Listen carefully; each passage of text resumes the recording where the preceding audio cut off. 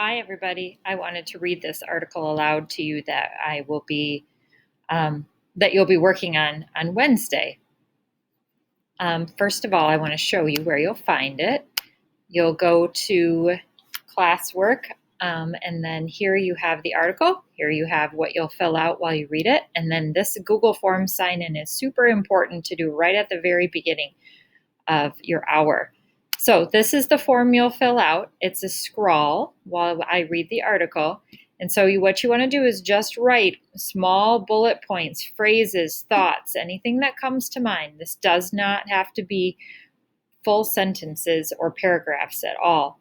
So you want to sort out the key details and main points, only keep keywords, record what you read, abbreviate, and then write legibly. You guys will be typing this, and then leave space for later because we're going to take notes on it. So I'll go ahead and read the article for you. So this is the Triangle factory fire that happened in 1911. And when we go over this, we'll discuss workers' rights and the terrible condition that workers had to endure at the turn of the century. So 100 years ago, a deadly blaze in New York helped to spur reform in the nation's labor laws. It was one of the deadliest workplace disasters in American history, killing 146 people, most of them young immigrant women and children in a New York City clothing factory. The victims of the fire at the Triangle Waist Company died in agony. More than 50 had no alternative but to jump from a ninth-floor window as an afternoon crowd of onlookers gasped below. Others burned to death or suffocated behind locked exit doors, and still others plunged to the ground when a flimsy fire escape collapsed. The horror made the nation more conscious than ever that girls as young as 14 were working for meager wages and that many workplaces lacked even common sense safety measures, like sufficient exits and sprinkler systems. The fire also led to numerous local and state labor reforms that served as a model for the nation and invigorated the national movement for workers' rights. It was an incredibly galvanizing event for the nation's labor movement and the rights of workers, says Bruce Rayner, president of Workers United, which represents garment workers today.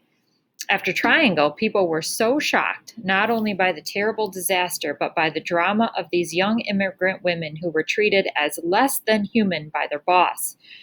Between 1860 and 1900, 14 million immigrants poured into the U.S. searching for jobs, and many American-born workers worked in grimy, treacherous factories as manufacturers rushed to turn out products faster and more cheaply. Injury and death were common, and just 4 months before the Triangle fire, a garment factory blaze in Newark, New Jersey killed 25 women. By one estimate, 100 or more Americans died on the job every day in the booming industrial years around 1911, writes David Von Drelle in his book, Triangle, The Fire That Changed America. Mines collapsed on them, ships sank under them, pots of molten steel spilled over their heads, locomotives smashed into them, exposed machinery grabbed them by the arm or leg or hair and pulled them in. Here is a picture of the factory and where the women worked in the building. But earlier calamities were dwarfed by what happened on March 11 and here's the other side of the picture. There were doors locked. This is telling you all of the dangers that were part of the fire.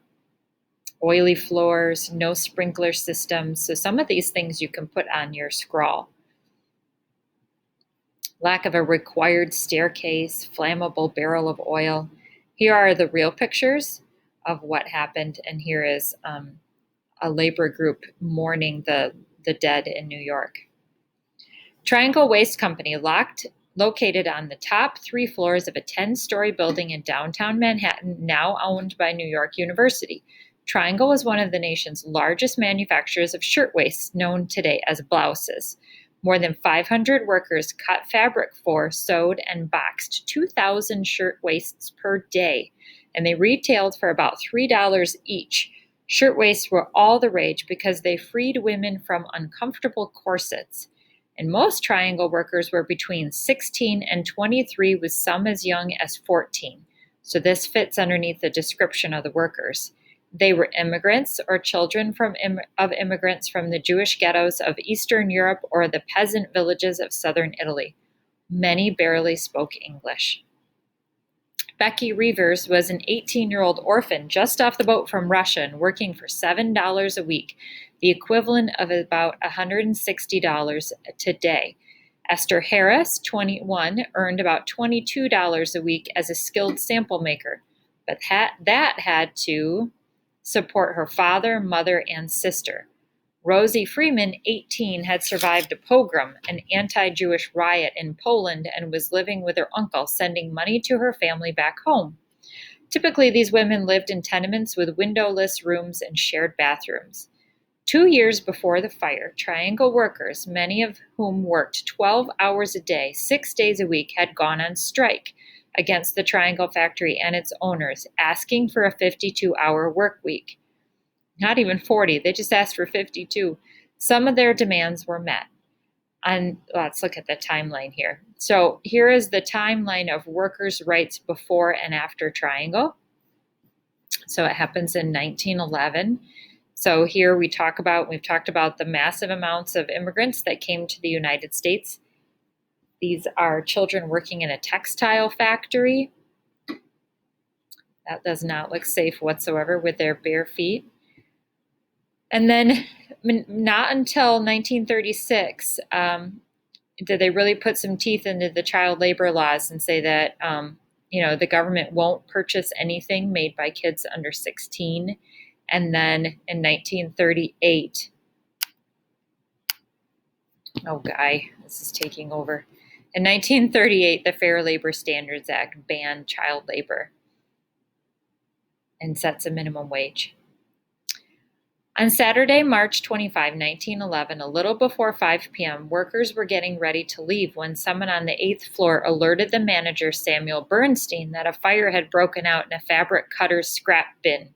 Investigators later concluded that someone, a person never identified conclusively, tossed a smoldering match or cigarette butt into a container filled with highly flammable cotton and tissue paper on a floor filled with similarly stuffed bins.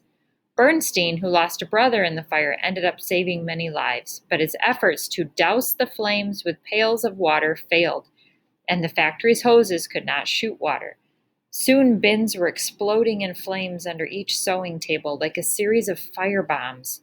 Workers rushed for the 2 exit doors, though one door had to be unlocked with a key. Most of the 180 employees on the 8th floor managed to escape. But workers on the 10th floor, including the factory owners, were alerted by a phone call, and they fled to the safety of the building's brick roof or down the sole single-passenger elevator.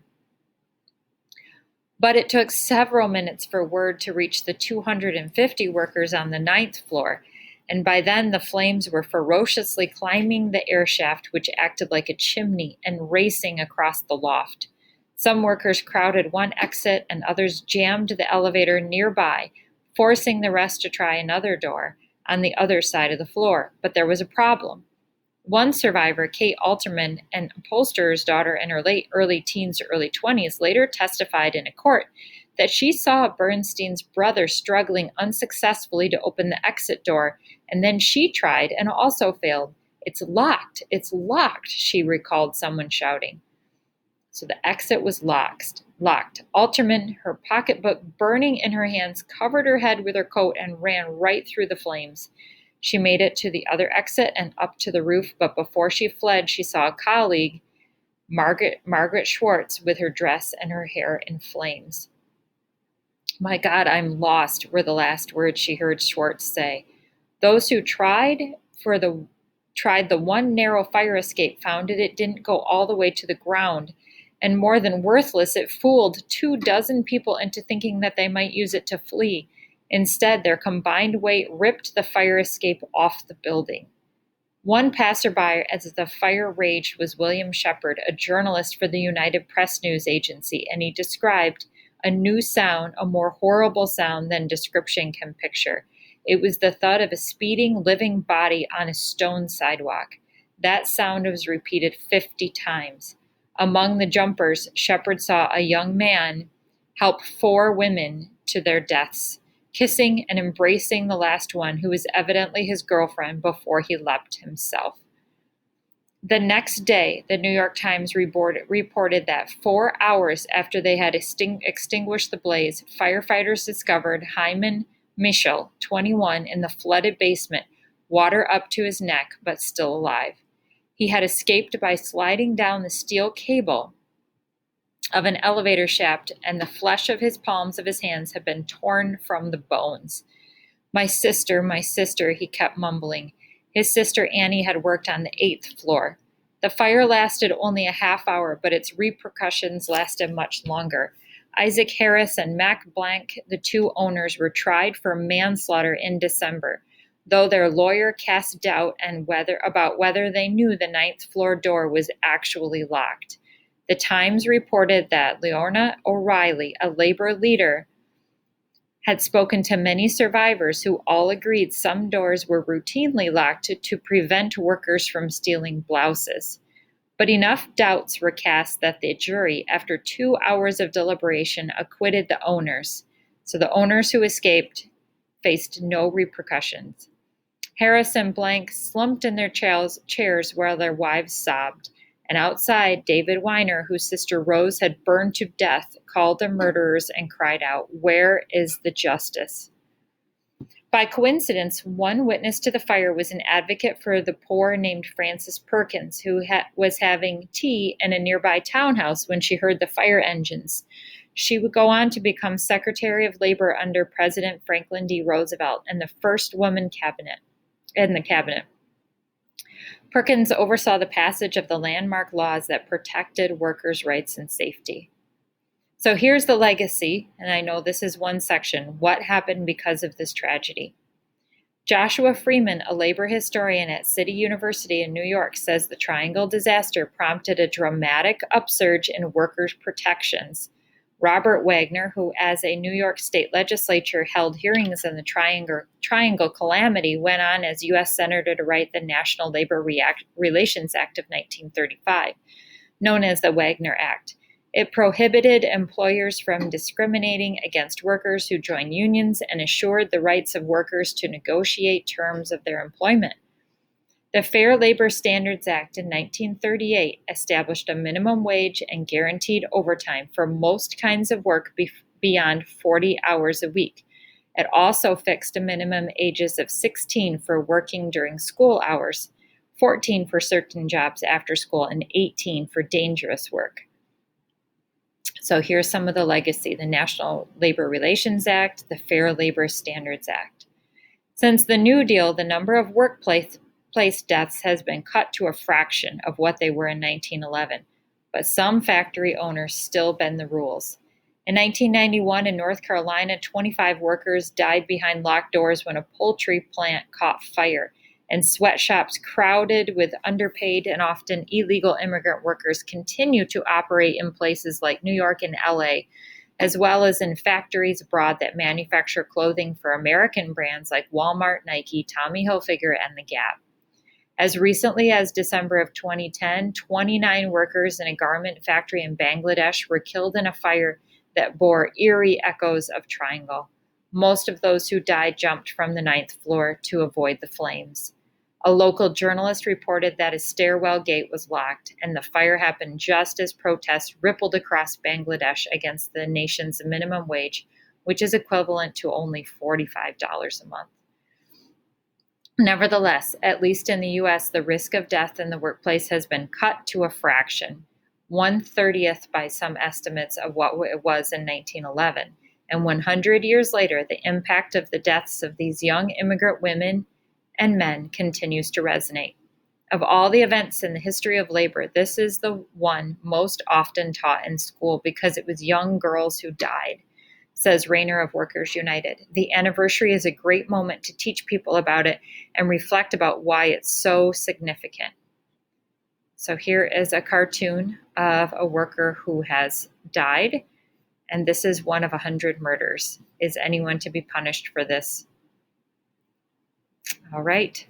So you can go ahead and fill out this paper, the legacy, what happened, who worked there, how much money did they make, and then was it unsafe? How was it unsafe? 3 for each.